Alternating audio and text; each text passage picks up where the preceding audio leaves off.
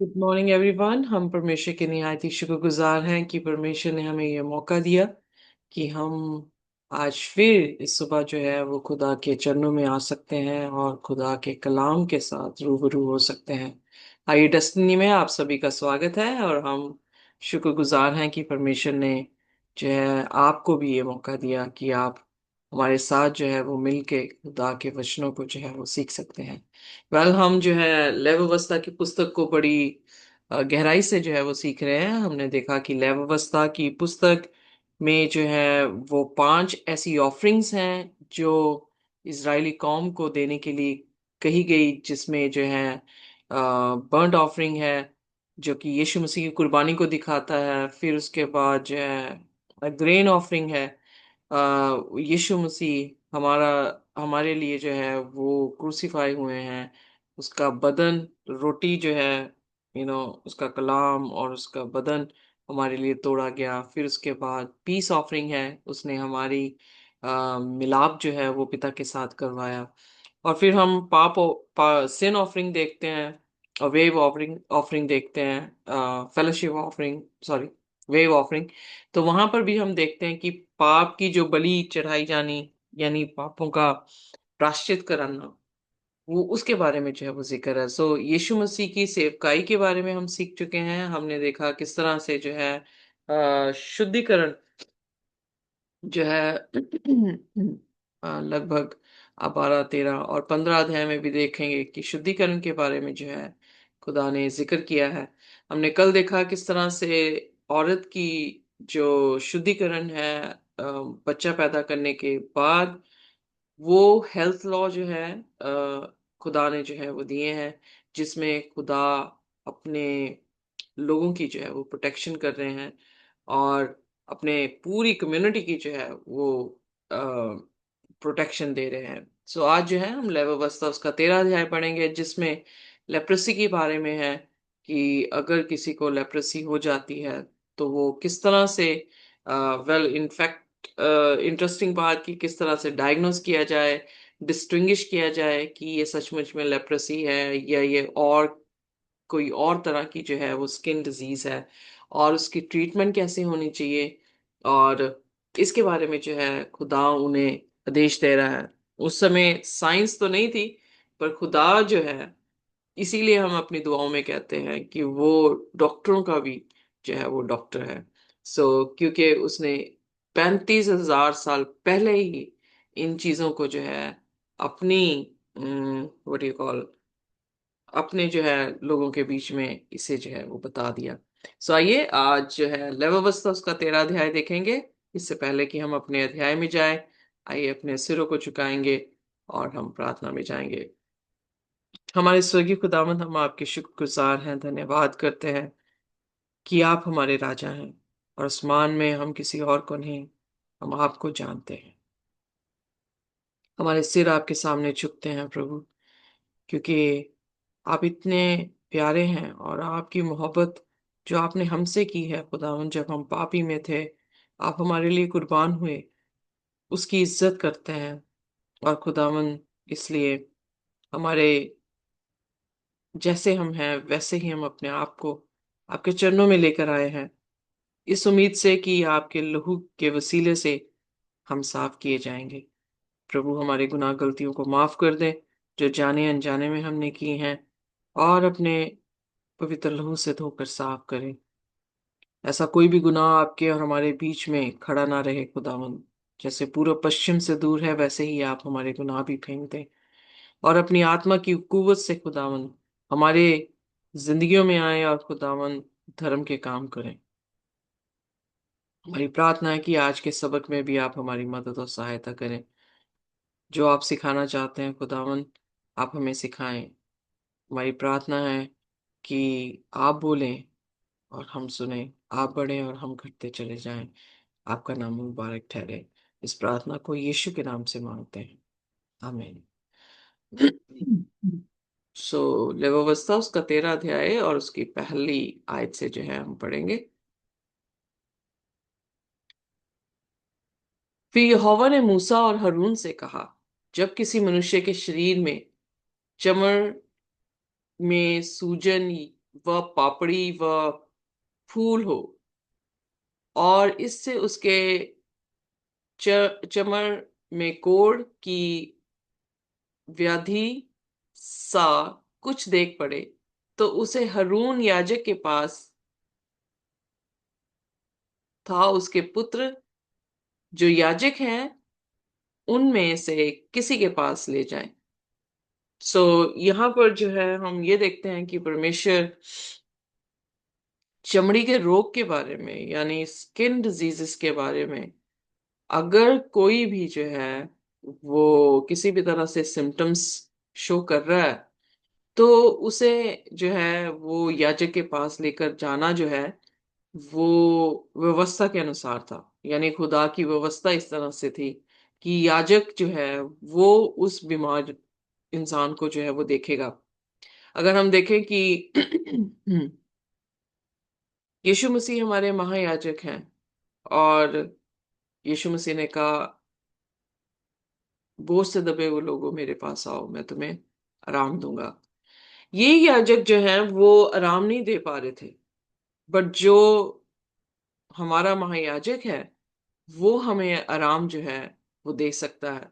सो इसलिए यीशु मसीह, और जब इब्रानियों उसका 3रा अध्याय हम देखते हैं, तो वहां पे बड़ी खूबसूरती से जो है पौलुस यीशु मसीह को मूसा से भी जो है वो बढ़कर हमें दिखा रहा है। वो इसीलिए दिखा रहा है कि जो मूसा के जरिए से व्यवस्था पहली आई है, वो इतनी मजबूत नहीं रही जितनी कि यीशु मसीह के जरिए से नई वाचा जो है हमारे साथ बांधी गई है। और हम इसके बारे में बहुत बार चर्चा भी कर चुके हैं, क्योंकि यहाँ पे इब्रानियों उसकी 3 में लिखा, for this man was counted worthy of more glory than Moses. So इसलिए जो मूसा है उसकी ग्लोरी यीशु मसीह से बहुत कम है, क्योंकि मूसा ने पाप किया पर यीशु मसीह ने कोई पाप जो है वो नहीं किया। और इब्रानियों में आगे जो है पौलुस जो है इब्रानियों उसका 13 अध्याय उसकी 21 आयत में बड़ी खूबसूरत तरीके से जो है वो बयान करता है। क्यों? क्योंकि यीशु मसीह जो है वो हमारी जिंदगी में जब प्रवेश करते हैं तो धर्म के काम हमारी जिंदगी में उन्हीं के जरिए से जो है वो होते हैं। सो इसलिए मूसा की यह या व्यवस्था से जो ऊपर जो है वो प्रभु यीशु मसीह हैं। यहाँ पर हम देखते हैं कि किसी को भी चमड़ी का रोग हुआ है तो उसे आके याजक को दिखाना पड़ता था। याजक उसे ठहराता था कि वो क्लीन है कि अनक्लीन है। सो जब हमारा महायाजक है, हम जब यीशु मसीह के पास जो है वो पहुंचते हैं, तो ये ऐसा याजक है, जैसे मैंने कल भी बताया कि वो औरत जो 12 साल से जिसको खून बहने की तकलीफ थी, वो अशुद्ध थी, यानी वो अनक्लीन थी। और इसलिए उसकी जो रोग था उसे याजक के सामने दिखाया जाए तो याजक ये कह देगा कि तू जो है अशुद्ध है, और अशुद्ध किसी चीज को जो है वो छुएगा तो वो भी जो है वो अशुद्ध हो जाएगा। बट जब वो यीशु मसीह के पास अपने महायाजक के पास आ रही है, जो कि स्वर्ग में पिता के दाहिने बैठा है, जब उसके पास आई तो वहां पर उसने ये डिक्लेयर नहीं किया कि तू अशुद्ध है, बल्कि उसने जो है उसे शुद्ध कर दिया। इमीडिएटली बाइबल सेज कि उसका खून जो है वो बहना बंद हो गया, और वो उसी दौरान जो है वो शुद्ध हो गई। जैसे हमने कल भी देखा कि पोस्टमार्टम यानी डिलीवरी के बाद जो वर्ड आया है अशुद्ध, तो वो एक टाइम पीरियड है जिसमें प्यूरिफिकेशन का टाइम पीरियड है, या वो टाइम पीरियड जिसमें वो ब्लीडिंग जो है उसे हो रही है। सो एबनॉर्मेलिटी को दिखा रहा है, यानी नॉर्मली ऐसा नहीं होता, बट एक वैसे अनयूजुअल सिचुएशन में इस तरह से हो रहा है। उसी तरह से जो स्किन की प्रॉब्लम है या स्पेशली लेप्रेसी है, वो लेप्रेसी जो है वो नॉर्मल चीज नहीं है। इनफैक्ट जब मैं ढूंढ रही थी कितने केसेस जो है यूके में लेप्रेसी के आए, तो उन्होंने बताया कि 2023 में 3 केसेस जो है वो देखे गए। और ग्लोबली जो है वो बहुत ज्यादा केसेस स्पेशली इंडिया इंडोनेशिया में जो है वो बहुत सारे 13 मिलियन के करीब में जो है वो केसेस जो है ग्लोब, पूरी धरती में जो है वो देखे जाते हैं। सो कहने का अर्थ है कि आज भी जो है लेप्रेसी होती है। सो बट इनफैक्ट आज जो है साइंस ने इतनी तरक्की की है कि इसकी जो है वो उन्होंने औषधि, यानी 3 तरह के डिफरेंट जो है वो एंटीबायोटिक्स हैं जो दिए जाते हैं। बट जो खुदा ने इंटरवेंशन या मैनेजमेंट प्लान इस दौरान दिया है, वही मैनेजमेंट प्लान जो है हमें आज की दुनिया में भी जो है वो देखने को मिलते हैं। सो आइए देखते हैं अगली आयत, उसकी तीसरी आयत। जब याजक उसके जी। चमड़, ओ सॉरी, जब याजक उसके चर्म की व्याधि को देखे और यदि उस व्याधि के स्थान में के रोए उजले हो गए हों और व्याधि चर्म से गहरी देख पड़े, तो वह जान ले कि कोढ़ की व्याधि है, और याजक उस मनुष्य को देखकर उसको अशुद्ध ठहराए। सो वेल, लेप्रोसी जो है वो लगभग 3 से 5 साल जो है वो लगाती है, जिसमें वो नजर आती है। इनफैक्ट कई बार 20 साल के बाद अपेयर जो है वो होना शुरू होता है। और लेप्रोसी को जो है दूसरे शब्दों में हैंसन्स डिजीज भी जो है वो कहा जाता है। एक तरह की बैक्टीरियल इन्फेक्शन है जो कि जिसका नाम माइक्रोबैक्टीरियम लेप्रे है। और ये इन्फेक्शन के कारण जो है ये 3 से 5 साल जो है वो लेता है ताकि उसके सिम्टम जो है वो अपेयर होने लग जाए। और लेप्रेसी का जो मैं यहाँ पे बताना चाह रही हूँ कि ये एक स्किन जो है वो इन्फेक्शन है, रेस्पिरेटरी से शुरू हो रहा है और ये स्किन तक जा रहा है। और बहुत ही भयानक जो है ये डिजीज है। पर यहाँ पर खुदा ने जो है एक ऐसा इंडिकेशन दिया है अपने लोगों को कि जिससे वो ये जान सके कि ये बंदा जो है वो डिजीज इसको जो है वो हो गई है। सो उनके छींक मारने से, उनके किसी भी तरह से जो ड्रॉपलेट्स हैं उससे जो है ये इन्फेक्शन स्प्रेड होता है। और स्किन जो है उनकी काफी बुरी कंडीशन में जो है वो हो जाती है। उनका स्पेशली यहाँ पे लिखा कि अगर उनके उनका हेयर जो है वो वाइट दिखने लग जाए, या उनकी जो स्किन है वो काफी डीप, गहरी जो है वो दिखने को पड़े। बिकॉज डिस्टिंग्विश करना पड़ता है कि is it a fungal infection only, कि ये सिर्फ फंगल इन्फेक्शन है या ये लेप्रेसी है। सो इसलिए खुदा यहाँ पर उसकी जो है व्याख्या कर रहे हैं कि अगर कोई इंसान का जो रोए है वो उजला हो गया है, और क्योंकि उनके बाल जो है वो झड़ जाते हैं जब ये स्किन प्रॉब्लम होती है, और आप ज्यादा जो हेड टू टो है उनके हेयर्स जो है वो खत्म हो जाते हैं, यानी वो बिल्कुल गंजे जो है उनके बाल जो है वो रहते नहीं है। सो उनकी स्किन जो है वो काफी जख्म वाली हो जाती है, गहरे जख्म जो है वो हो जाते हैं। इनफैक्ट जो नर्व्स हैं उनकी मतलब उन्हें सेंसिटिविटी बिल्कुल महसूस नहीं होती, ना गर्म की ना ठंडे की, और ना ही कोई टच जो है उनको फील होता है। इस डिजीज में जो है उनके जो जिस्म के अंग हैं वो वेस्ट भी हो जाते हैं, यानी अपने आप ही खुरदने लग जाते हैं, और उनकी हाथ जो है इस तरह से होने शुरू हो जाते हैं। Very difficult situation. और मैं जब देख रही थी इस डिजीज के बारे में, तो बता रहे हैं कि बहुत सारे लोग सुसाइड कर लेते हैं जब उन्हें ये पता लगता है कि उन्हें लेप्रेसी जो है वो हो गई है, क्योंकि वो स्टिग्मा जो है कल्चरल सोशल उसको फेस नहीं कर पाते। और इस चैलेंज को ना फेस करने के लिए वो अपने आप को जो है वो खत्म कर लेते हैं। बट यहाँ पर खुदा ने जो है उस दौरान में भी खुदा डॉक्टरों का डॉक्टर वहां पर अपनी हिदायतें दे रहा है जिससे वो देख सके कि ये लोग शुद्ध हैं कि अशुद्ध हैं। सो इसलिए ये इंडिकेशन तो पक्की है कि अगर उनके चमड़ी जो है वो बाकी चमड़ी के रंग से फीकी पड़ गई है, उनके जो बाल हैं वो भी फीके पड़े हुए हैं, और जख्म जो है वो काफी गहरे हैं, तो वो अनक्लीन है। उसके बाद देखते हैं 5वें वचन में, ओ सॉरी, चौथे वचन में। ठीक। और यदि वे उस फूल उसके चर्म में उजला तो हो, परंतु चर्म से गहरा ना देख पड़े, और ना वहां के रोए उजले हो गए हों, तो याजक उनको 7 दिन तक बंद रखे, और 7वें दिन याजक उसको देखे, और यदि वह व्याधि जैसी ही तैसी बनी रहे और उसके चर्म में ना फैली हो, तो याजक उसको भी 7 दिन तक बंद कर रखे।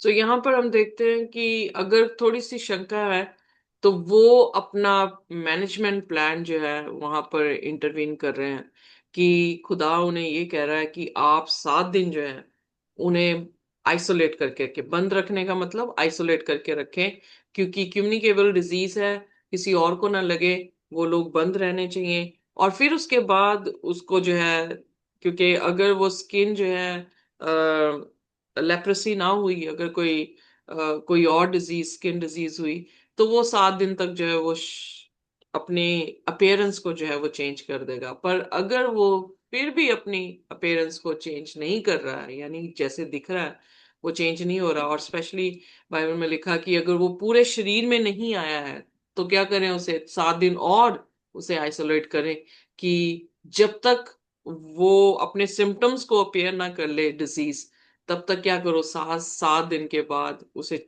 बार बार जो है वो चेक करना जो है वो शुरू करो। It is like a follow up, जो कि हम करते हैं अपने डॉक्टर्स के, फॉलो विजिट करते हैं, कि डॉक्टर ने देख लिया, उसके बाद उसने हमें दवाई दारू दी है, और फिर कह रहा है कि 7 दिन के बाद फिर आगे दिखाना कि तुम बेटर हो कि नहीं। अगर नहीं बेटर हो तो वो मेडिसिन चेंज कर देता है, सो फिर आगे 7 दिन दिखाना। So it is like follow up visit, जो कि प्रीस्ट बीमार को जो है वो कर रहा है। आगे आगे बढ़ते हैं। और 7वें दिन याजक उसको फिर देखे, और यदि देख पड़े कि व्याधि की चमक कम है और व्याधि चर्म पर फैली ना हो, तो याजक उसको शुद्ध ठहराए, क्योंकि उसके जो चर्म में पपड़ी है वह उसके अपने वस्त्र धोकर शुद्ध हो जाए। और यदि याजक की उस जांच के पश्चात जिसमें वह शुद्ध ठहराया गया है था, वह पपड़ी उसके चर्म पर बहुत फैल जाए, तो वह फिर याजक को दिखाया जाए। और यदि याजक को देख पड़े कि पपड़ी चर्म में फैल गई है, तो उसको अशुद्ध ठहराए, क्योंकि वह कोढ़ ही है। सो यहाँ पर हम देखते हैं कि वो आ, उसका फॉलोअप जो है वो चल रहा है, और उसको मॉनिटर किया जा रहा है कि पेशेंट जो है वो सचमुच में लेप्रेसी को अपेयर लाइक डिस्प्ले कर रही है बॉडी उसकी, या कोई और जो है चमड़ी का रोग है। सो यहाँ पर हम देखते हैं कि अगर वो गहरा नहीं है, अगर वो पूरे जिस्म में फैला नहीं है, अगर एक ही जगह में है, तो उसे फिर जो है शुद्ध ठहरा दिया जाए। पर अगर बाई चांस वो चीज बढ़ने लग जाए, तो फिर वो किसके पास आए दोबारा? याजक के पास। याजक। या याजक के पास जो है वो दोबारा आए, और याजक जो है फिर जांच पड़ताल करेगा, असेस करेगा कि उसकी चमड़ी जो है वो किस तरह से है। अगर उसकी चमड़ी क्योंकि लेप्रेसी में होल बॉडी इन्वॉल्व हो जाती है, तो इसलिए उन्हें ये पता लग जाना चाहिए कि इसे जो है वो कोढ़ हुआ है, और जिसको कोढ़ हुआ है उसे अशुद्ध ठहराया जाए, और उसे जो है कैंप के बाहर जो है वो रखा जाता था। ओके, पढ़ने प्लीज आगे। यदि कोढ़ की सी व्याधि किसी मनुष्य को हो, तो वह याजक के पास पहुंच जाए, और याजक उसको देख, और यदि वह सूजन उसके चर्म में जलती हो और उसके कारण रोए भी उजले हो गए हों, और उस सूजन में बिना चर्म का मांस हो, तो याजक जाने कि उसके चर्म में पुराना कोढ़ है, इसीलिए वह उसको अशुद्ध ठहराए और बंद ना रखे, क्योंकि वह तो अशुद्ध है। और यदि कोढ़ किसी के चर्म में फूट कर यहाँ तक फैल जाए कि जहां कहीं याजक देखे, व्यधित के सिर से पैर के तलवे तक कोढ़ के ने सारे चर्म को छा लिया हो। ओके, सो अंडरस्टूड है। मेरे ख्याल से मुझे समझाने की जरूरत नहीं है कि अगर बाई चांस जी। वो लेप्रेसी नहीं है, उसे शुद्ध कर ठहराया जाता है, और सर्टिफिकेट जो है वो याजक ही देता होता था। हारून और उसके बेटों का ही काम था कि वो सर्टिफाई करे कि ये जो है वो अनक्लीन है, या ये जो बंदा है वो क्लीन है। जो क्लीन है वो कैंप में अंदर आ जाता था। जिसे 7 दिन बंद कर रहे हैं वो अपने घर में ही बंद है, पर जब वो अशुद्ध ठहराता था, तो फिर उसे जो है कैंप से बाहर उसे रहना पड़ता था। सो अब कौन सी आयत में है सिस्टर जी? 13। Okay, lovely. जो चलिए। याजक ध्यान से जो याजक ध्यान से देखे और यदि कोढ़ ने उसके सारे शरीर को छा लिया हो तो वह उस व्याधित को शुद्ध ठहराए, और उसका शरीर जो बिल्कुल उजला हो गया है वह शुद्ध ही ठहरे। पर जब उसमें चर्महीन मांस देख पड़े तब तो वह अशुद्ध ठहरे, और याजक चर्महीन मांस को देखकर उसको अशुद्ध ठहराए, क्योंकि वैसी चर्महीन मांस अशुद्ध ही होता है, वह कोढ़ है। पर यदि वह चर्महीन मांस फिर उजला हो जाए तो वह मनुष्य याजक के पास जाए और याजक उसको देखे, और यदि वह व्याधि फिर से उजली हो गई हो तो याजक व्याधि को शुद्ध जाने, वह शुद्ध है। ओके, सो यानी अगर हीलिंग प्रोसेस हो गई है और हील हो गई है डिजीज, तो वो जाके दोबारा से याजक को देता है, तो याजक उसे सर्टिफाई कर देगा। ये एक तरह की क्यों जाना पड़ता है याजक को? क्योंकि सोसाइटी की सेफ्टी है, हेल्थ एंड सेफ्टी रूल है, जो आज हम अपने मॉडर्न साइंस में जो है हम अपने पेशेंट्स को देते हैं। और वो ये है कि हम पेशेंट की हेल्थ को भी देखते हैं और कम्युनिटी की सेफ्टी को भी देखा जो है वो जाता है। सो इसलिए याजक को कहा गया कि you should provide the health and safety to all. Okay, आगे बढ़ते हैं सिस्टर जी।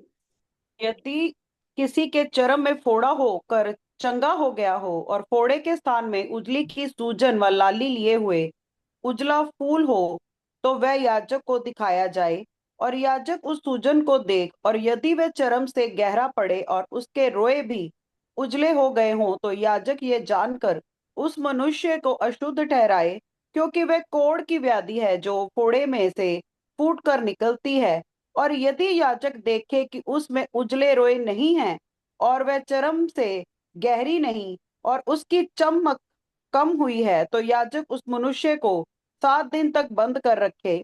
और यदि वह व्याधि उस समय तक चर्म में सचमुच फैल जाए तो याजक उस मनुष्य को अशुद्ध ठहराए, क्योंकि वह कोढ़ की व्याधि है। परंतु यदि वह फूल ना फैले, उसके स्थान ही पर बना रहे, तो वह फोड़े का दाग है, याजक उस मनुष्य को शुद्ध ठहराए। तो आप देख सकते हैं कि ये स्किन कंडीशंस हैं जो खुदा उन्हें बता रहा है कि अगर बाय चांस फोड़ा हो रहा है, तो उस फोड़े को लेके आप एक किसी इंसान को जो है वो लेप्रस नहीं कह सकते हैं। सो इसलिए डिस्टिंग्विश करने की जो है वो नॉलेज और विजडम जो है खुदा उन्हें दे रहे हैं याजकों को, कि किस तरह से जो है ये इस तरह से है जैसे आप उन्हें जो है वो डॉक्टरी करवा रहे हैं। उन्हें बता रहे हैं डिफरेंट कंडीशंस के बारे में, और उनको किस तरह से जो है वो रिकॉग्नाइज करना है। सो इसलिए आगे बढ़ते हैं। फिर यदि किसी के चर्म में जलने का घाव हो और उस जलन के घाव में चर्महीन फूल लाली लिए हुए उजला व उजला ही हो जाए, तो याजक उसे देखे, और यदि उस फूल के में से रोए उजले हो जाएं तो वह चर्म से गहरा देख पड़े, तो वह कोढ़ है जो उस जलने के द्वार में दाग में से फूट निकला है। याजक उस मनुष्य को अशुद्ध ठहराए, क्योंकि उसमें कोढ़ की व्याधि है। और यदि याजक देखे कि फूल में उजले रोए नहीं और ना वह चर्म से कुछ गहरे हैं और उसकी चमक कम हुई है, तो वह उसके 7 दिन तक बंद रखे, और 7वें दिन याजक उसको देखे, और यदि वह चर्म में फैल गया हो तो वह उस मनुष्य को अशुद्ध ठहराए, क्योंकि उसको कोढ़ की व्याधि है। परंतु यदि वह फूल चर्म में नहीं फैला और अपने स्थान ही पर जहाँ का तहाँ ही बना है, तो उसकी चमक कम हुई हो, तो वह जल जाने के कारण सूजा हुआ है, याजक उस मनुष्य को शुद्ध ठहराए, क्योंकि वह दाग जल जाने के कारण से है। तो यहाँ पे जो है वो एक बर्न्ट वूंड और लेप्रेसी के बीच में जो है डिस्टिंग्विश करने को खुदा जो है वो कह रहे हैं। क्योंकि अगर कहीं जगह पर जो है जैसे सनबर्न भी हो जाता है, सनबर्न होने से जो हमारी अपनी जो स्किन कलर है उससे डार्क जो है वो हमारा स्किन कलर हो जाता है। सो अगर बाई चांस बर्न हो गया, तब भी हम देखते हैं कि कलरेशन जो है वो बर्न होने के टाइम पर भी जो है हमारी नॉर्मल स्किन से जो है वो काफी डिफरेंट जो है वो स्किन होती है। सो बर्न में भी हमारे बाल जो है वो जल जाते हैं। So you will not see here, आप जो है वो बालों को भी जो है वो नहीं देख पाएंगे या सिकुड़े हुए देखेंगे।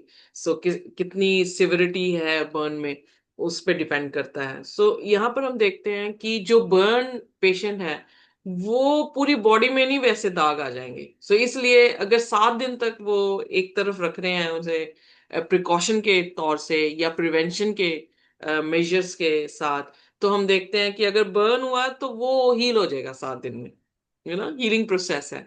बट अगर लेप्रेसी है तो वो जो एक दाग शुरू हुआ है वो क्या होगा, वो पूरी बॉडी में जो है वो आ जाएगा। सो इसलिए इंस्पेक्शन या असेसमेंट करना कि ये क्या सचमुच में बर्न हुआ था या ये लेप्रेसी है, अगर तो वो हील हो जाता है तो उसे शुद्ध कर दिया जाए, 7 दिन बंद रखें और उसके बाद उसे शुद्ध कह दिया जाए।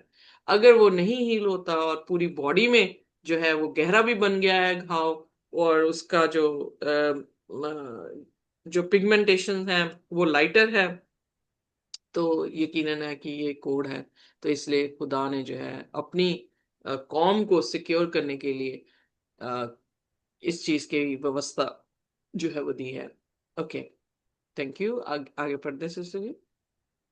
फिर यदि कोई पुरुष व स्त्री के सिर पर या पुरुष की दाढ़ी में व्याधि हो, तो याजक व्याधि को देखे, और यदि वह चर्म से गहरी देख पड़े और उसमें भूरे भूरे पतले बाल हों, तो याजक उस मनुष्य को अशुद्ध ठहराए।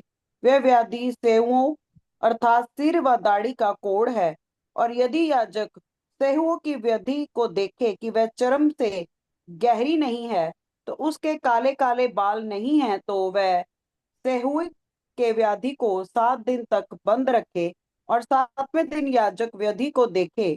तब यदि वह सेहुआ फैला ना हो, तो उसमें भूरे भूरे बाल ना हो, और सेहुआ चर्म से गहरा ना देख पड़े, तो वह मनुष्य मुंडा मुंडा तो जाए, परंतु जहां सेहुआ को वहां ना मुंडा जाए। और याजक उस सेहुआ वाले को भी 7 दिन तक बंद करे, और 7वें दिन याजक सूहे को देखे, और यदि वह सुआ चर्म में फैला ना हो और चर्म से गहरा ना देख पड़े, तो याजक उस मनुष्य को शुद्ध ठहराए, और वह अपने वस्त्र धोकर शुद्ध ठहरे। और यदि उसके शुद्ध ठहरने के पश्चात सहुआ चर्म में कुछ भी फैले, तो याजक उसको देखे, और यदि वह चर्म में फैला हो, तो याजक यह भूरे बाल ना ढूंढे, क्योंकि मनुष्य अशुद्ध है। तो यहाँ पर जो है एक पर्टिकुलर जगह पे अगर किसी भी तरह से स्कैब हो गया, दाढ़ी में हो गया, कई बार लोगों की दाढ़ी जो है वो काफी खुश्क होती है और उसमें मतलब स्कैबिंग हो जाती है, यानी एक ड्राई स्किन जो है वो काफी थिक जो है वो स्किन जो है वो यहाँ पे बन जाए, तो उसे कैसे पहचाना जाए, क्योंकि लेप्रोसी जो है वो भी अलग अलग तरह की लेप्रोसी है। किसी लेप्रोसी में आपको बिल्कुल स्किन प्रॉब्लम नहीं दिखेगी पर वो नर्व्स जो है वो बिल्कुल डिस्ट्रॉय कर देता है। किसी जगह में जो है नर्व्स और स्किन दोनों जो है वो दिखाई देती हैं। अब ये जो स्कैब है कई बार जो है वो उसके अंदर जो है वो कैंसर फैलता है तब हो जाता है, या कई बार जो है वो ड्राइनेस के कारण जो है वो हो जाता है। तो इसलिए यहाँ पर हम जो डर्मेटोलॉजी में जब हम काम करते हैं तो हम देखते हैं कि वहां पर उस चीज को जो है वो निकाला जाता है और फिर मरहम पट्टी जो है वो की जाती है, और फिर उसे हर हफ्ते जो है मॉनिटर किया जाता है कि वो जो स्किन प्रॉब्लम है वो हील हो रही है या नहीं हो रही है। एग्जैक्टली यही यहाँ पर जो है खुदाओं ने सिखा रहे हैं, जो अब मोर देन 35,000 साल के बाद हमने अब सीखा है। खुदा उस समय जो है उन्हें वही चीजें जो है वो सिखा रहे थे, किस तरह से क्लिनिक जो है वो रन करनी है। वाह। सो खुदा ने कहा कि अगर बाय चांस उनकी प्रॉब्लम है और उन्हें 7 दिन तुम बंद करते हो और वो हील हो जाती है, तो ये यकीनन है कि वो इंसान को किसी भी तरह से कम्युनिकेबल डिजीज नहीं है, कोई और फैक्टर्स हैं जिसके कारण जो है ये डिजीज है। पर अगर वो चीज बढ़ने लग जाती है पूरी बॉडी में, तो इसलिए खुदा ने उससे कहा कि वो क्या है, अशुद्ध है। सो इसलिए डिस्टिंग्विश कर सकते हैं कि क्या इस आदमी को प्रॉब्लम है। प्रोटोकॉल जो है वो यही है कि अगर प्रिवेंटिव मेजर हम नहीं करते हैं तो कम्युनिटी पूरी जो है एपिडेमिक जो है फैल जाएगा। पर अगर प्रिवेंटिव मेजर जैसे यहाँ पर दिया गया है कि उसे 7 दिन जो है वो बंद करके रखना है और असेस करते रहना है, और जैसे इंडिकेशन हो उस तरह से जो है वो मैनेजमेंट की जाए, तो लाइक इट्स क्वाइट एडवांस। खुदा जो है उस समय इजरायली कौम को बहुत एडवांस नॉलेज जो है वो दे रहे थे, और आज जो है प्रूव करती है साइंस कि जो हम आज कर रहे हैं, इनफैक्ट खुदा ने ऑलरेडी इसको हजारों साल पहले लोगों के बीच में जो है वो दे दिया है। तो no doubt our God is a true God, our God is a living God. Amen. Okay, आगे बढ़ते सिस्टर जी। परंतु यदि उसकी दृष्टि में वैसे हाँ। हुआ जैसा का तैसा बना हो, और उसमें काले काले बाल जमे हो, तो वह जाने की से हुआ चंगा हो गया है, और वह मनुष्य शुद्ध है। याजक उसको शुद्ध ही ठहराए। फिर यदि किसी पुरुष व स्त्री है, और यदि उसके चर्म में निकली हुई चाई ही है, वह मनुष्य शुद्ध ठहरे। फिर जिसके सिर के बाल झड़ गए हों, तो जानना कि वह चंदुला तो है परंतु शुद्ध है। और जिसके सिर के आगे के बाल झड़ गए हों, तो वह माथे का चंदुला तो है परंतु शुद्ध है। परंतु यदि चंदुला सिर पर व चंदुला माथे पर लाली लिए उजली व्याधि हो, तो जान ले कि वह उसके चंदुला सिर पर व चंदुला माथे पर निकला हुआ कोढ़ है।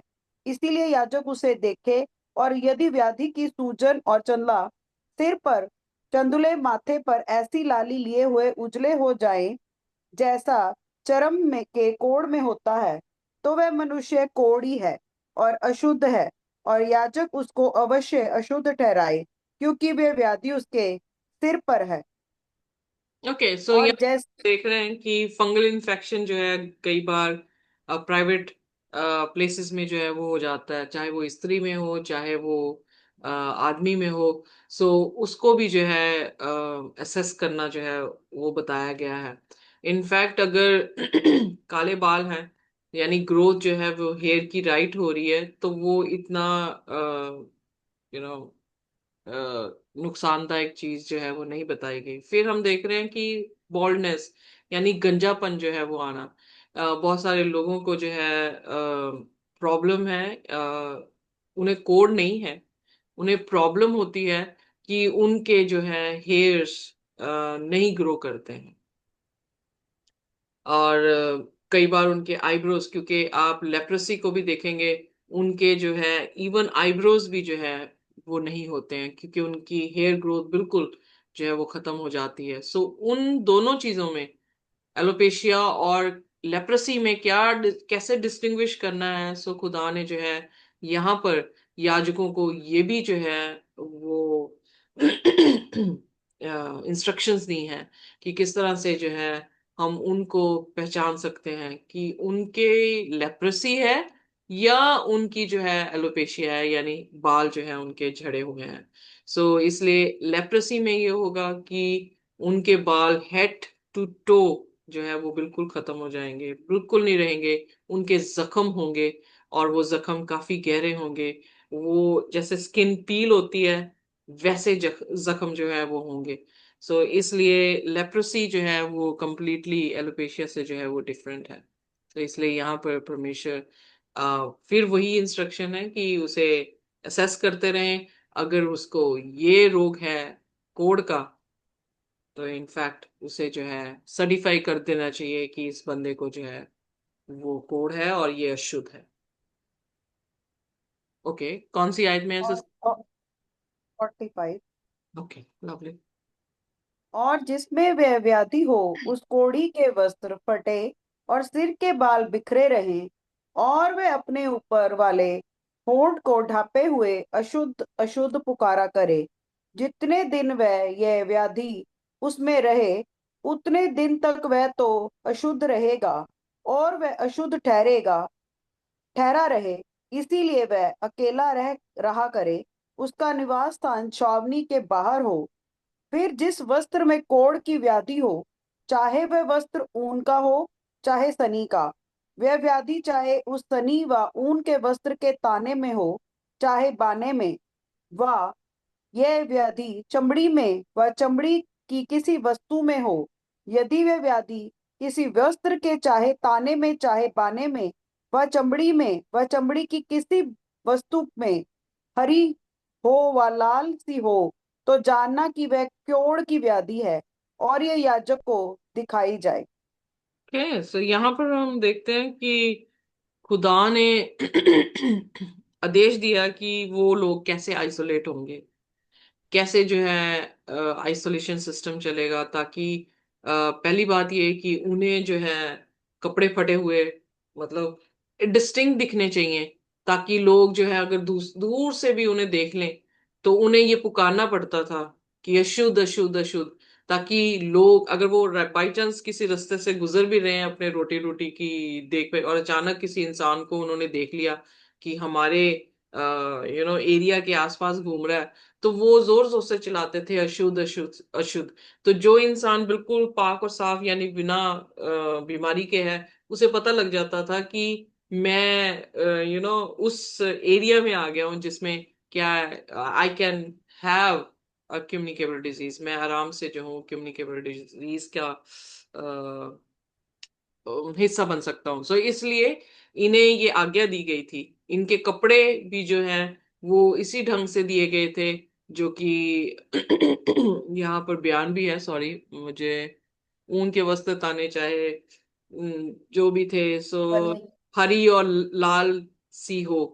सो वो एक इंडिकेशन थी, जैसे हम आज के टाइम पे जो अंधे होते हैं उनके पास लाठी होती है, वो लाठी व्हाइट और ब्लैक कलर की होती है, जिससे हमें पता लग जाता है कि ये बंदा जो चल रहा है, बेशक उसने गॉगल्स लगाई हैं, पर वो चल रहा है तो वो क्या है, अंधा है। उसी तरह से एक इंडिकेशन है, अ, चाहे वो हमारी पुलिस की लाइट चल रही हो, उस लाइट की, और यहाँ पर जो है डॉक्टर्स की लाइट की। सो अलग अलग लाइट्स हैं जिससे हम डिस्टिंग्विश करते हैं कि डॉक्टर इमरजेंसी में जो है वो जा रहा है, या ये पुलिस है जो जा रही है, या एम्बुलेंस है जो जा रही है। सो इसी तरह से खुदा ने जो है उन लोगों के लिए एक रेड फ्लैग कर दिया कि वो इस तरह से कपड़े पहनेंगे, वो उससे बाहर कैंप से जो है वो बाहर रहेंगे, और उनके सिर के बाल बिखरे होंगे जब जब तक हैं उनके, ओके। और जब भी वो गुजरे तो वो क्या कहेंगे, अशुद्ध अशुद्ध अशुद्ध, यानी हम जो हैं वो बीमार हैं, हमसे दूर रहें। ओके, 50वीं आयत खत्म ही कर देंगे। और याजक और याजक व्याधि को देखे और व्याधि वाले वस्तु को 7 दिन के लिए व्याधि वाली वस्तु को 7 दिन के लिए बंद करे, और 7वें दिन वह उस व्याधि को देखे, और यदि वह वस्त्र के चाहे ताने में या बाने में व चमड़ी में या चमड़ी की बनी हुई वस्तु में फैल गई हो, तो जानना कि व्याधि गलित कोढ़ है। इसीलिए वह वस्तु चाहे कैसी ही काम में क्यों ना आती हो, तो भी अशुद्ध ठहरेगी। ये वह उस वस्त्र को जिसके ताने व बाने में ये व्याधि हो, चाहे वह ऊन का हो या सनी का व चमड़े की वस्तु हो, उसको जला दे। वह व्याधि गलित कोढ़ की है, वह वस्तु आग में जलाई जाए। और यदि याजक देखे कि वह व्याधि उस वस्त्र के ताने व बाने में है या चमड़े की उस वस्तु में नहीं फैली, तो जिस वस्तु में व्याधि को उसके धोने की आज्ञा दे, तब उसे और भी 7 दिन तक बंद कर रखे। और उनके धोने के बाद याजक उसको देखे, और यदि व्याधि का रंग बदला हो, तो वह व्याधि फैली हो, तो जानना कि वह अशुद्ध है। उसे आग में जलाना, क्योंकि चाहे वह व्याधि भीतर चाहे ऊपरी हो, तो भी वह खा जाने वाली व्याधि है। और यदि याजक देखे कि उसके धोने के पश्चात व्याधि की चमक कम हो गई है, तो वह उसको वस्त्र के चाहे ताने चाहे बाने में से व चमड़े में या फाड़ के निकले। और यदि वह व्याधि तब भी उस वस्त्र के ताने व बाने में व चमड़ी की उस वस्तु में देख पड़े, तो जानना कि वह फूट के निकली हुई व्याधि है, और जिसमें वह व्याधि हो उसे आग में जलाना। और यदि वह उस वस्त्र के ताने या बाने में व्याधि हो, वह चमड़े की जो वस्तु हो उससे जब धोई जाए, व्याधि जाती रहे, तो वह दूसरी बार धुल कर शुद्ध ठहरे। ऊन व सनी के वस्त्र में के ताने व बाने में व चमड़ी की किसी वस्तु में जो कोढ़ की व्याधि हो, उसके शुद्ध और अशुद्ध ठहरने की यही विधि है। सो आपने आज पूरा चैप्टर खत्म कर दिया, 59 वर्सेस हमने कंप्लीट कर दी। So anyhow, thank you very much. यहाँ पर हम देखते हैं कि जैसे हम ये आज के मॉडर्न साइंस में स्टेरलाइजेशन करते हैं या कोई भी ऐसी चीज है उसे बहुत हाई टेम्परेचर में जो है हम स्टेराइल करते हैं ताकि उसमें सारे के सारे इन्फेक्शन, किसी भी तरह का बैक्टीरिया या वायरस का इन्फेक्शन हो तो वो कंप्लीटली जो है वो खत्म हो जाए। सो इवन जो क्या कहते हैं आग में जलाना, आप देखेंगे कि 2020 में जब कोविड आया था तो जिन लोगों को कोविड हुआ और कोविड के कारण जिनकी मृत्यु हुई, उन लोगों को जो है वो सार मतलब उन्हें जला दिया गया, यानी एक ही पिट में उन्हें जो है फेंक दिया गया और उन्हें जलाया गया। सो वो ये दिखाता था कि वो आ, किस तरह से जो है इन्फेक्शन को कंट्रोल कर सकते हैं। अगर इन्फेक्शन कंट्रोल ना हुआ, स्प्रेड हो गया, तो सारी दुनिया में जो है वो फैल जाएगा। सो इसलिए जो लोग कोविड से थे उनको आइसोलेट किया गया था, जो लोग मरे थे उनके उनके कपड़े जो भी हम हॉस्पिटल में यूज कर रहे थे, वो सारे के सारे कपड़े जो है वो जला दिए गए ताकि किसी भी तरह से वायरस जो है वो धोने से भी साफ नहीं होने वाला। सो उस वायरस को और उस चीजों को जो है वो जला दिया गया। सो खुदा ने यहाँ पर, टू बी ऑनेस्ट, खुदा जो है वो सबसे अक्लमंद है। और इसीलिए अगर आप देखें मत्ती उसका 8 और उसकी 1 से 4 आयत, और लूका उसका 17 उसकी 11 से 19 आयत, वहां पर प्रभु यीशु मसीह के पास 10 कोढ़ी आए हैं। 10 कोढ़ियों को चंगा किया और यीशु ने उनसे कहा जाओ जाकर याजकों को दिखाओ। जब एक कोढ़ी यीशु मसीह के पास, मत्ती उसके 8 उसकी 1 से 4 आयत में जब हम देखते हैं, तो एक कोढ़ी यीशु मसीह के पास आया, यीशु मसीह को कहने लगा कि अगर तू चाहे, if you are willing, clean me, मुझे साफ कर दे। तो यीशु ने उसको कहा कि मैं चाहता हूँ, और उससे छुआ और उसका कोढ़ जो है वो चंगा हो गया। सो यहाँ पर हम देखते हैं कि फिर यीशु मसीह ने उस व्यक्ति से कहा जा और जाकर क्या कर, याजक को दिखा।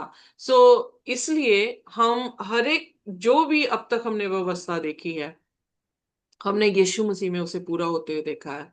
इसीलिए यीशु मसीह ने मत्ती की अंजील उसके 5वें अध्याय में कहा, मैं इसलिए नहीं आया कि मैं व्यवस्था को नाश करूं या खत्म करूं, मैं इसलिए आया हूं ताकि व्यवस्था को पूरा कर सकूं। सो खुदावन यीशु मसीह ने हर एक व्यवस्था को जो है वो पूरा किया है, और इसीलिए उसमें कोई भी ऐसा दोष जो है वो नहीं देखने को मिला जो उसे पापी ठहरा सके। और हम खुदा के शुक्रगुजार हैं कि खुदा अपने लोगों की हेल्थ की भी जो है वो परवाह करता है, सिर्फ आत्मिक रीति से नहीं बल्कि शारीरिक तौर से भी जो है हमें तंदुरुस्त देखना चाहता है। सो आज हमारी साइंस इसी चीज को अडॉप्ट कर चुकी है और इसी को प्रैक्टिस कर रही है, और हम इस बात से खुदा के निहायत ही शुक्रगुजार हैं कि खुदा ने उन लोगों को भी जो है वैसी ही प्रोटेक्शन दी जैसे हमें आज मिल रही है। खुदा हमें आशीष और बरकत दे। आइए अपने सिरों को झुकाएंगे और कोई भी जन जो है वो हमारे लिए प्रार्थना कर सकता है। आइए हम प्रार्थना में चलें। Hallelujah, hallelujah, hallelujah. धन्यवाद, धन्यवाद, धन्यवाद है मेरे महान समर्थी प्रभु यीशु। जमीन और आसमान दे खालिक और मालिक मेरे पिता, ਅਸੀਂ ਤੇਰਾ ਧੰਨਵਾਦ ਕਰਦੇ ਹਾਂ ਇਸ ਸੁੰਦਰ ਸਮੇਂ ਦੇ ਲਈ ਪਰਮੇਸ਼ਵਰ, ਜੋ ਤੂੰ ਸਾਡੇ ਜੀਵਨਾਂ 'ਚ ਜੋੜਿਆ ਮੇਰੇ ਪਿਤਾ। ਇਹਨਾਂ ਸਾਵਾਂ ਦੇ ਲਈ ਪਰਮੇਸ਼ਵਰ ਜਿਨ੍ਹਾਂ ਨੂੰ ਦੇ ਕੇ ਤੂੰ ਸਾਨੂੰ ਉੱਠ ਖੜਾ ਕੀਤਾ ਔਰ ਸਭਾ ਨੂੰ ਅਸੀਂ ਚੰਗਾ ਭਲਾ ਪਾਇਆ ਮੇਰੇ ਪਰਮੇਸ਼ਵਰ, ਅਸੀਂ ਤੇਰਾ ਧੰਨਵਾਦ ਕਰਦੇ ਹਾਂ। ਪ੍ਰਭੂ ਤੇਰੀ ਇਹ ਯੋਜਨਾ ਹੈ ਕਿ ਪ੍ਰਭੂ ਤੁਸੀਂ ਸਾਨੂੰ ਆਪਣੀ ਸੰਗਤੀ ਵਿੱਚ ਬਿਠਾਉਂਦੇ ਹੋ ਕਿ ਪਰਮੇਸ਼ਵਰ ਅਸੀਂ ਤਿਆਰ ਹੋ ਸਕੀਏ। ਪਰਮੇਸ਼ਵਰ ਤੇਰਾ ਬੜਾ ਦਇਆ, ਤੇਰੀ ਬੜੀ ਰਹਿਮ ਪਰਮੇਸ਼ਵਰ ਸਾਡੇ ਉੱਤੇ ਕਿ ਤੁਸੀਂ ਸਾਨੂੰ ਰੋਜ਼ ਦਾ ਮੰਨਾ ਦਿੰਦੇ ਹੋ ਮੇਰੇ ਪਰਮੇਸ਼ਵਰ, ਚਾਹੇ ਉਹ ਸਪਿਰਿਚੁਅਲ ਹੋਏ ਚਾਹੇ ਉਹ ਪ੍ਰਭੂ ਜੀ ਸਰੀਰਿਕ ਹੋਏ। ਪਰਮੇਸ਼ਵਰ ਅਸੀਂ ਤੁਹਾਡਾ ਧੰਨਵਾਦ ਕਰਦੇ ਹਾਂ ਪ੍ਰਭੂ ਜੀ ਇਹਨਾਂ ਵਚਨਾਂ ਦੇ ਲਈ ਜੋ ਤੁਸੀਂ ਆਏ ਸਾਨੂੰ ਦਿੱਤੇ ਕਿ ਪਰਮੇਸ਼ਵਰ ਤੁਸੀਂ ਹਰ ਇੱਕ ਵਿਵਸਥਾ ਨੂੰ ਪਹਿਲੇ ਤੋਂ ਹੀ ਠਹਿਰਾ ਦਿੱਤਾ ਮੇਰੇ ਪਿਤਾ। ਪ੍ਰਭੂ ਤੁਹਾਡੀ ਸੋਚ ਸਾਡੀ ਸੋਚ ਤੋਂ ਪ੍ਰਭੂ ਜੀ ਬਹੁਤ ਉੱਚੀ ਹੈ ਪਰਮੇਸ਼ਵਰ, ਅਸੀਂ ਕੁਝ ਵੀ ਨਹੀਂ ਆ ਪਰਮੇਸ਼ਵਰ। ਅਸੀਂ ਤੁਹਾਡਾ ਧੰਨਵਾਦ ਕਰਦੇ ਹਾਂ ਇਹਨਾਂ ਸਭ ਵਿਵਸਥਾ ਦੇ ਲਈ ਪਰਮੇਸ਼ਵਰ ਜੋ ਤੁਸੀਂ ਸਾਨੂੰ ਦਿੱਤੀਆਂ। ਪ੍ਰਭੂ ਉਸ ਗਿਆਨ ਦੇ ਲਈ ਪਰਮੇਸ਼ਵਰ ਜੋ ਤੁਸੀਂ ਸਾਨੂੰ ਦੇ ਰਹੇ ਹੋ ਰੋਜ਼ ਦੀ ਰੋਟੀ ਦੇ ਵਿੱਚ ਪਰਮੇਸ਼ਵਰ, ਤਾਂ ਕਿ ਉਸ ਗਿਆਨ ਨੂੰ ਲੈ ਕੇ ਪਰਮੇਸ਼ਵਰ ਅਸੀਂ ਅੱਗੇ ਵਧਣ ਵਾਲੇ ਹੋ ਸਕੀਏ ਮੇਰੇ ਪਿਤਾ, ਤਾਂ ਕਿ ਅਸੀਂ ਉਸ ਪ੍ਰਭੂ ਜੀ ਪ੍ਰਭੂ ਸਿੰਘਾਸਨ ਦੇ ਯੋਗਿਆ ਬਣ ਸਕੀਏ ਪਰਮੇਸ਼ਵਰ, ਤੇਰੇ ਵਚਨਾਂ 'ਚ ਚੱਲਦੇ ਹੋਏ ਆਪਣੇ ਰਸਤਿਆਂ ਨੂੰ ਸਿੱਧਾ ਕਰਦੇ ਹੋਏ ਇਨ ਬਿਨ ਇੱਧਰ ਉੱਧਰ ਨਾ ਹੁੰਦੇ ਹੋਏ ਪਰਮੇਸ਼ਵਰ ਤੇਰੇ ਤੱਕ ਪਹੁੰਚਣ ਵਾਲੇ ਬਣ ਸਕੀਏ ਮੇਰੇ ਪਿਤਾ। तेरा दया तेरी रहम साडे उत्ते रहे, ना बल से ना शक्ति से परंतु तेरी आत्मा के द्वारा परमेश्वर। ਅਸੀਂ ਤੇਰੀ ਆਤਮਾ ਦੇ ਚਲਾਏ ਚੱਲੀਏ ਔਰ ਤੇਰੀ ਆਤਮਾ ਦੇ ਸਿਖਾਏ ਸਿੱਖੀਏ ਮੇਰੇ ਪਰਮੇਸ਼ਵਰ। ਅਸੀਂ ਧੰਨਵਾਦ ਕਰਦੇ ਹਾਂ ਇੱਕ ਸਹੀ ਸਿੱਖਿਆ ਦੇ ਲਈ ਪਰਮੇਸ਼ਵਰ, ਜਿਹਦੇ ਤੁਸੀਂ ਸਾਨੂੰ ਰੋਜ਼ ਬਿਠਾਉਂਦੇ ਹੋ ਔਰ ਸਾਡਾ ਮਾਰਗਦਰਸ਼ਨ ਕਰਦੇ ਹੋ। ਸਭਾ ਨੂੰ ਤੁਸੀਂ ਬਲੈਸ ਕਰਨਾ ਜੋ ਆਏ ਨੇ ਪਰਮੇਸ਼ਵਰ, ਉਹਨਾਂ ਦੇ ਮਨ ਰੂਪੀ ਪੱਟੀਆਂ ਦੇ ਉੱਤੇ ਜੋ ਬੀਜ ਗਿਰਿਆ ਹੈ ਪਰਮੇਸ਼ਵਰ, ਉਹ 100 ਗੁਣਾ ਫਲਾਂ ਹੋ ਕੇ ਆਏ ਪਰਮੇਸ਼ਵਰ, ਔਰ ਤੁਸੀਂ ਉਸਨੂੰ ਕਾਂਟੋ ਔਰ ਛਾਂਟੋ ਔਰ ਅੱਛੀ ਪ੍ਰਭੂ ਜੀ ਅੱਛੀ ਬੇਲ ਬਣਾਓ ਮੇਰੇ ਪਿਤਾ। ਅਸੀਂ ਤੁਹਾਡਾ ਧੰਨਵਾਦ ਕਰਦੇ ਹਾਂ ਇਸ ਸੁੰਦਰ ਸਮੇਂ ਦੇ ਲਈ। ਇਸ ਛੋਟੀ ਪ੍ਰਾर्थना ਨੂੰ ਮੰਗਦੇ ਹਾਂ ਪਿਆਰੇ ਬੇਟੇ खुदावंद यीशु मसीह ਦੇ ਸਮਰਥੀ ਨਾਮ ਦੇ ਵਿੱਚ, आमेन। खुदा की शांति और उसका अनुग्रह हमारे साथ जब तक प्रभु यीशु मसीह को हम रूबरू न देख लें इसी तरह से बना रहे। आमीन। आमेन।